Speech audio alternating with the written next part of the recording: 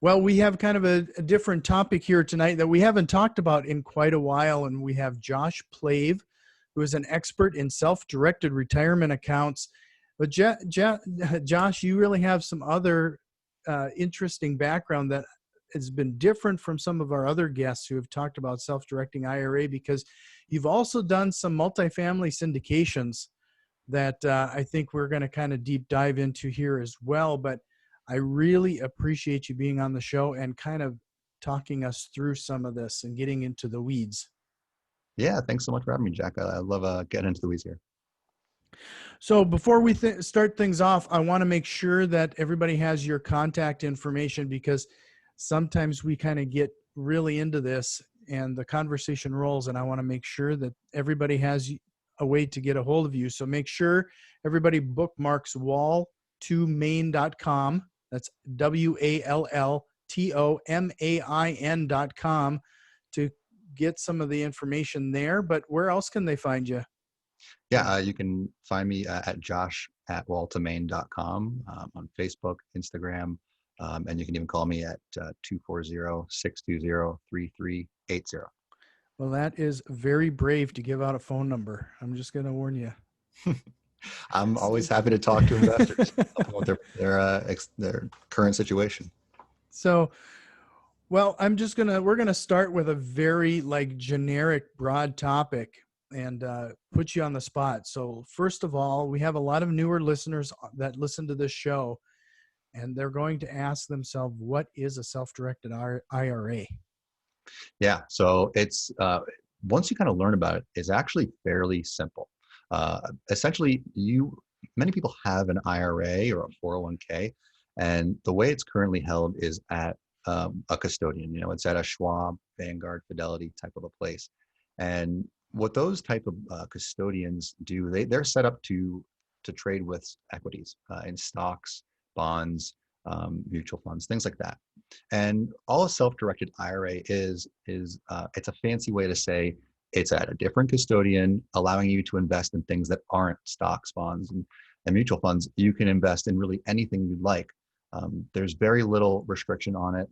You just can't invest in things like collectibles, like art, jewelry, or cars, in life insurance, or in shares in S corporations. So it's just a different vehicle that allows you to invest in real estate, gold, and crypto, things like that.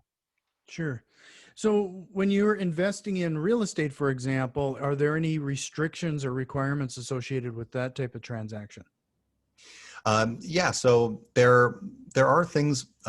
There's two different topics that we should talk about. We'll talk about prohibited transactions. So when it comes to a retirement account, you cannot. I like to think of it like it's a totally different person. And what I mean by that is that you really can't have any interaction with your retirement account. So if I was to buy a rental property, I couldn't go rent from it. I couldn't live in that property. You can't buy a vacation house and occasionally visit it, even if it's for free, because you're gaining some direct benefit from the actions of your retirement account. So you can't gain any benefits of what your retirement account is able to get into. And then your retirement account can't actually gain any benefit from you as well. So you can't actively be involved. Let's say you purchase a property that needs to be flipped. You can't actually go in and swing a hammer. That's called sweat equity. You can't apply any of your own expertise or construction experience into it. You can GC it. You can actively, manage the property, but you can't actually work on it yourself and provide any experience that way. So as long as other people are working on it and you're kind of just supplying the funds, that's fine. And the other situation we need to talk about is disqualified persons. These are people that your retirement account can't actually do any kind of investing with. And so a disqualified person would be anyone who's a linear ascendant or descendant. And what this means is your parents and your grandparents going up, and then down, that means your children and your grandchildren. This also includes spouses at any level. So your own spouse, your children's spouse, your son-in-law, daughter-in-law, things like that. Brothers and sisters are all right. Aunts, uncles, and cousins are perfectly fine. So it's pretty restrictive. If you get involved in a transaction with any of these people, you need to try to wind back the transaction within the calendar year. and that includes a 15% penalty. And if you don't, it actually totally nullifies the entire retirement account. So you need to be very careful about the kind of transactions you get involved in. Luckily, though, there is a nice kind of creative way to get around the disqualified person situation, since, let's face it, the majority of people that many of us want to invest with would be family members, close people that are people that are close to us. So what you can actually do is you can pool retirement funds together. So let's say that me and my wife both want to get involved in an investment together. I can't put in my retirement account while she puts in cash funds, but as long as we're both investing with retirement funds, you can actually mix those together because they're essentially different people. My spouse, she is a disqualified person, but her retirement account is not. It's a totally separate entity. So this is actually what I've done with my family. My sisters and I, we all have different retirement accounts. And so we've actually pooled them together so that we can invest in larger amounts together. We can meet investment minimums for commercial syndications. We can kind of all put in a less amount of money individually and still meet a minimum investment. That is a different strategy than we've heard in the past, that concept. So based on what you've said there, are there any additional benefits that, like when you're pooling your money like that? Like, I should back up for a second too. I've got two questions in my mind here now. One is what I just asked, but the other one is around, I've lost it. So I'm going to edit that little bit out, but you just go ahead. So when it comes to direct benefits, it's essentially just being able to invest with people that you typically cannot get involved with. I know, I have a larger, because I opened my first Roth IRA when I was 16 years old. So I've actually gotten it to a point where it's fairly large for my age. I'm only 30.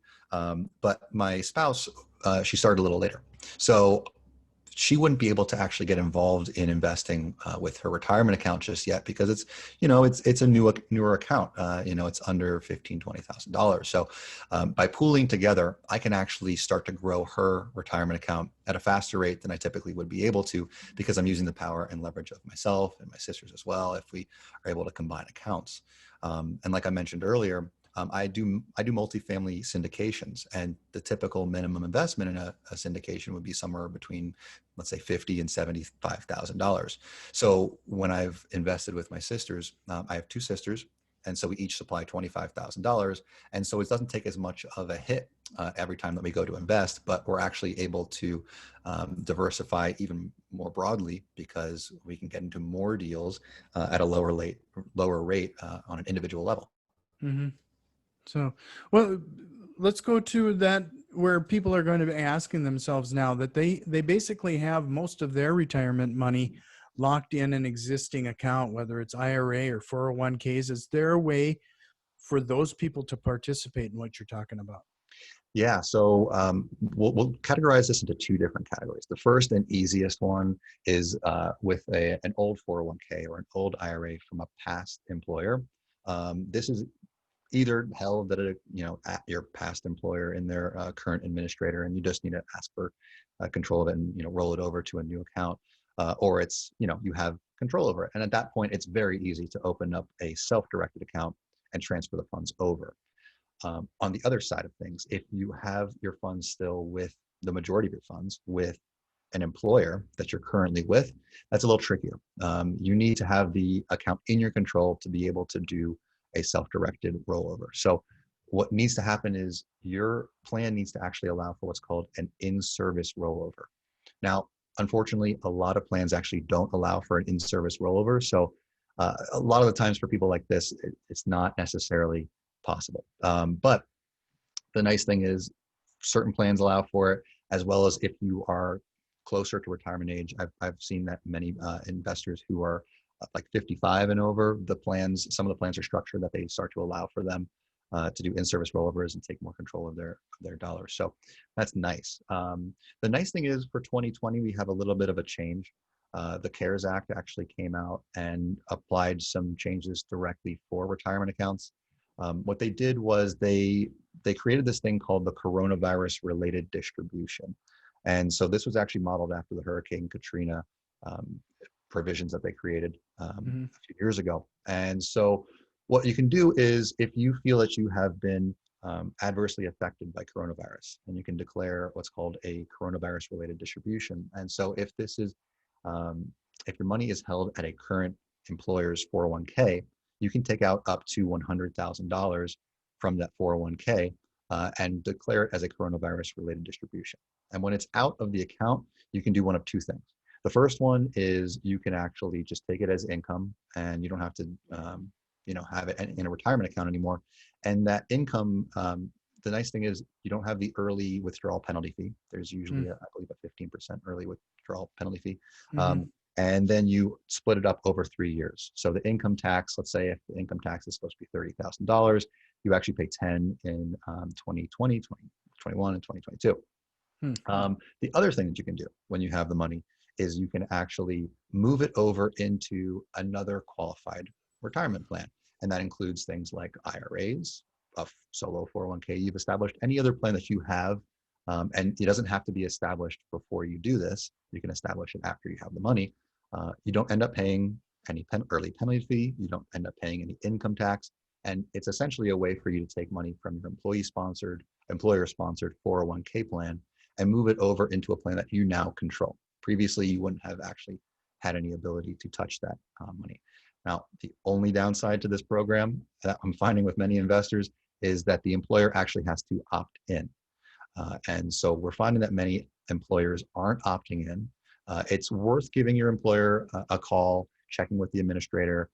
A lot of their cheaper rates that they're able to provide for their funds come from, establishing a 401k of a certain size, but across the entire employer. So they don't really want to give up a lot of the funds that are held with them, but some are opting in and allowing their employees to take advantage of this.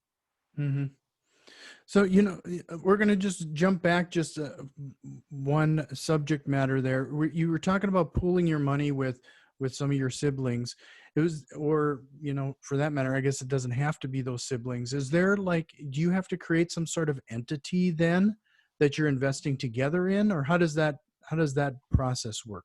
Yeah, so it really depends on what kind of investment you're doing. We did pool our funds together in a holding company. When you establish, I'm a huge advocate for checkbook controlled IRAs. And so Hmm. what that essentially is you open up a self-directed retirement account at a new custodian that supports, say, real estate. And then you also at the same time open up an LLC. And Hmm. so the LLC ends up being the only investment that the IRA actually makes. So it buys 100% of the shares of that LLC. The nice thing now is that you actually have direct control over that LLC. You're the manager of that LLC, and you can choose the investments that it makes. And it's really quick. It's cheap to establish. It's the annual fees range between $125 and like $180. So the overhead to maintain is very low. But you now have direct control over it, and you can just open up a normal checkbook account or checking account, and you can have direct wire control. So what we Hmm. did was we each have one of these LLCs established. So we have a couple of different ones, and then we created one large holding company, and we dumped all of those together into that holding company so that we can all kind of keep track of, and we keep track of who owns what percentage of the entire holding company, and then we keep track of what investments we're making, and we're able to kind of work our way forwards into the investment. And then when income comes back in, we can work it backwards into those original IRA accounts. Sure. Well, you open the door now because, we've heard that term checkbook control a few times. We're gonna jump now into some other terms that kind of float around what you're talking about. Yeah. One of them is UDFI. What is that? Yeah. So let's say this comes up when you're investing in leveraged uh, asset classes, we'll say. And so I am a multifamily syndicator. And so what we do is, a group of folks come together and we buy, I'll say 30, 40 people come together. We buy a large apartment building. And obviously you're going to do that with a bank. You're going to bring in leverage from outside of your retirement account. So when the IRA was created back in like the 60s, they wanted to incentivize you to use tax deferred dollars. When you're bringing in leverage, and you're allowed to bring in leverage, you have to use what's called non-recourse loans. And this is why I think that commercial properties are actually really well tuned to retirement accounts, because they require non-recourse loans, and commercial properties almost exclusively use non-recourse loans. So they kind of just go hand in hand. But when you do invest in a multifamily property and there's outside funds coming in from a bank, the IRS is okay with that. But because they're non-tax deferred dollars, any income that is derived based off of those non-tax deferred dollars, you end up having to pay what's called UDFI. And this means unrelated debt financed income. So the unrelated is it's the bank's money. It's not related to your IRA. And so what happens is, let's say you buy a property for 75% leverage, 25% down payment. What happens in the first year is that 75% of the income that comes in from the property into your IRA is considered UDFI. And so you need to pay taxes on it. And the tax is called UBIT, Unrelated Business Income Tax. But the nice thing is, because that portion that's getting taxed is somebody else's money, that somebody else's money can actually make use of depreciation and operating expenses and any other losses that come with the property. So there's kind of a misconception a lot of the times with IRAs that they can't use depreciation. They can make use of it. Not entirely all of it, but you can use, if it's 75% leverage for the current year, you can use approximately 75% of all of the losses, which helps offset things. So what I did was, a lot of people say, UBIT, if you invest in a leveraged property, UBIT's going to really blow up your returns. It's going to really harm and damage what you're doing. And so I got really tired of people kind of giving these vague, ominous warnings about the investments that you can make in a leveraged property. And so I went ahead and I actually built a UBIT calculator. And what this has shown is that because you're using depreciation and operating expenses and other losses, most multifamily properties last for about 5 years. And so for the first, let's say 3 to 4, it really depends on the makeup of the property, but very consistently in the first 3 to 4 years, you don't actually end up paying any UBIT on cash flow. It's a small amount that you're getting from cash flow. And so it's offset entirely by those losses. What you end up having to pay in a more substantial amount is on the capital gains. And so the nice thing is, if there aren't really any capital gains, you're not really paying any taxes. The more capital gains there are, the more taxes you end up paying.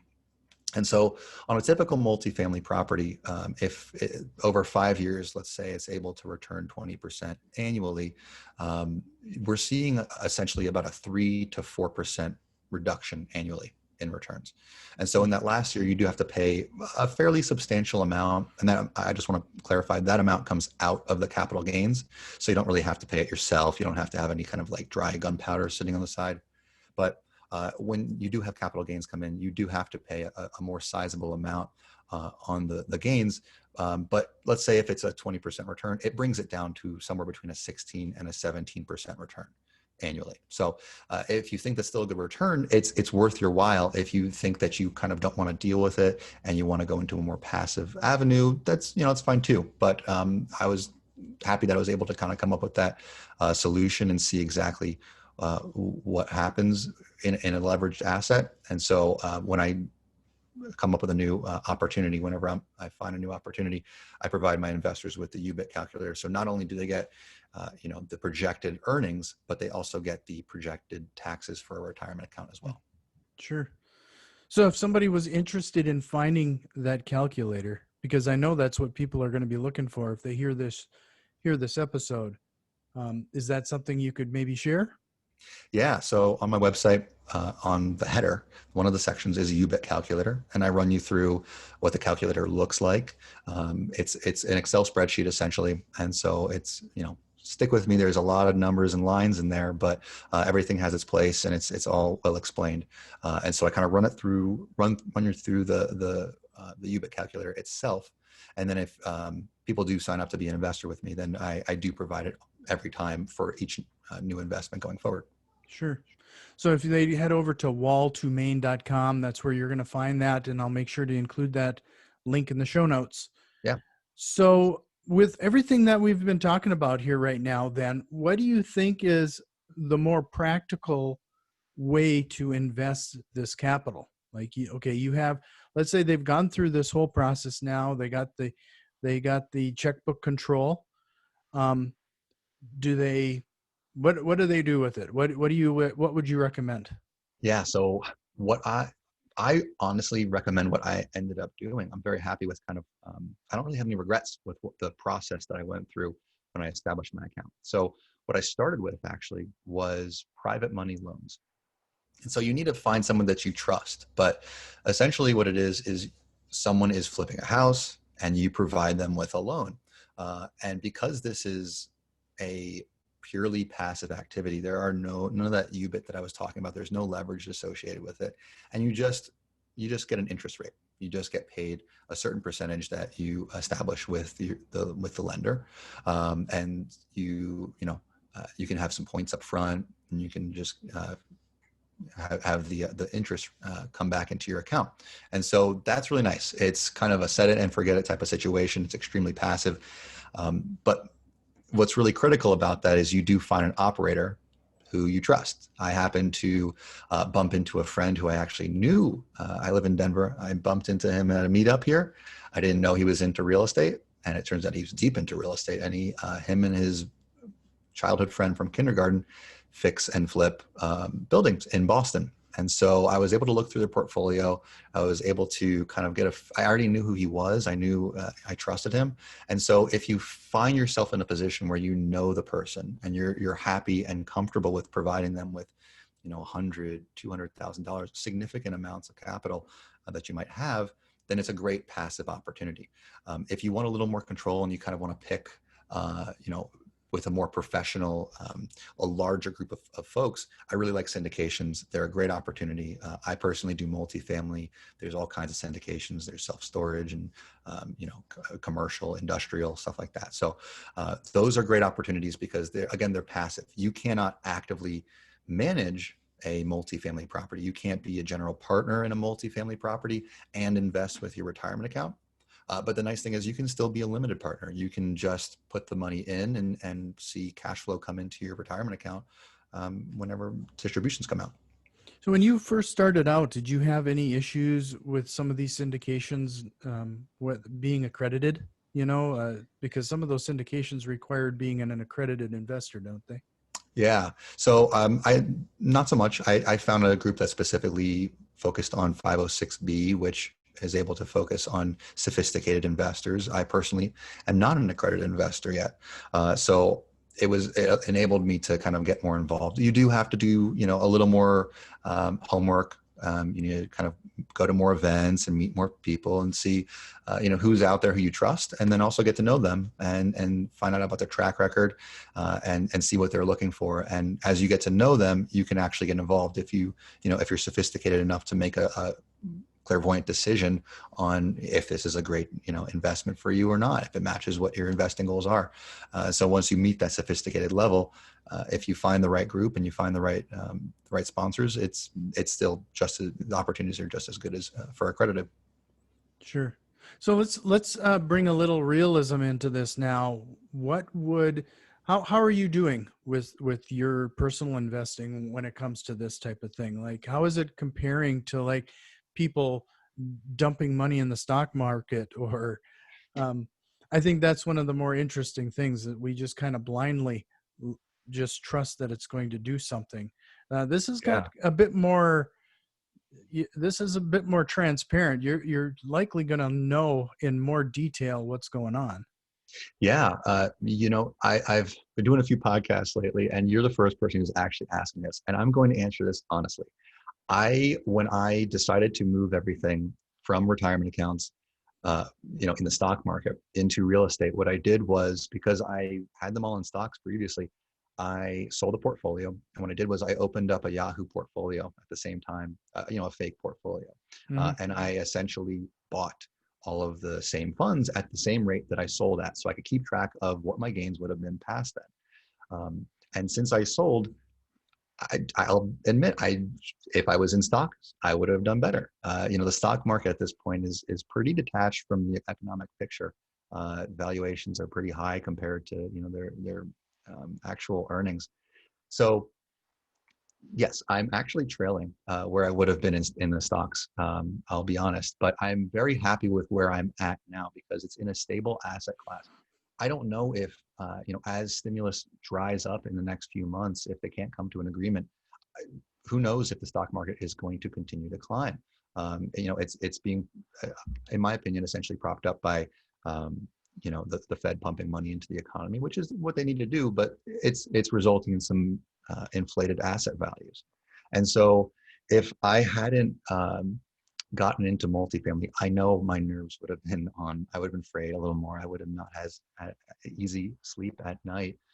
Being in an asset class that is a lot easier to kind of go to sleep at night and understand that somebody else, there's a team of people that are working on your investment that you can reach out to at any time and say, hey, I'm kind of concerned about everything that's going on with coronavirus.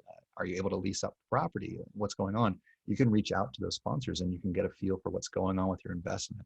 Mm-hmm. And so, you might have a bit of, what is it called? Buyer's remorse, Mm-hmm. looking back on what happened. But at the same time, I can't fault myself in the past for making a decision that would have ended up maybe being the wrong one. But because I'm still happy with where I'm at right now. With private money loans, I'm making 15% with multifamily. I'm making between 8 and 15% as well, and I'm happy with those returns. If I can consistently pump those out for the rest of my life, I'm fine with that. Mm-hmm. Well, I mean, you're the first person that I've run into that would have taken a moment and bought everything in Yahoo just so that you could see how it was going to perform and compare it. I mean, that's some serious forethought. That's pretty awesome. Yeah, it was a fun little project. I felt really good about myself in March when the stock market collapsed. I said, "Oh, look, I saved myself hundreds of thousands of dollars here." And but at this point now, when things have run away, it's a gut check. It takes a second to kind of take a look back um, and see what you've accomplished and if you're making the right decisions. And I like to do that as I pivot, from one career move to another. I wanted to make sure that I was keeping track and keeping myself honest about if I'm confident about this strategically, but in practice, is it actually paying off? Mm-hmm. So, I warned you that it was probably going to be about 30 minutes, and I don't want to take up your whole night here. But there's obviously a lot of information and a lot of, we did kind of get into the weeds a bit on some of these topics, but frankly, if people are interested in this, they will likely need more help. Where do they find you? What would be your recommendation for their next steps if this is something they want to pursue? Yeah. So if you head to my website at walltomain.com, I actually have an entire learning portal where I teach you about passive investing, but I also teach you very much about retirement accounts. And just on a whim the other day, I calculated all of the videos together on the retirement account side. They all add up to just under 30 minutes. So if you can find yourself 30 minutes of time and you run yourself through, I think it's 6 videos, I will get you to a place where you feel very comfortable and safe opening up a self-directed retirement account, and you can then go forward and make any kind of investment that you want. Additionally, on my site, I'm currently offering a free PDF, the top 10 tips and tricks when investing with your self-directed retirement account in multifamily. And in there, I provide all kinds of ways to avoid UBIT, different, kind of maneuvers that you can make, and ways that you can strategically invest with a self-directed account. Well, I really appreciate your time, Josh, and thanks for bearing with us as we tried to define and understand some of this terminology and how this process all works. I really appreciate it. And I hope you can join us again sometime. Yeah, absolutely. Would love to. Thanks.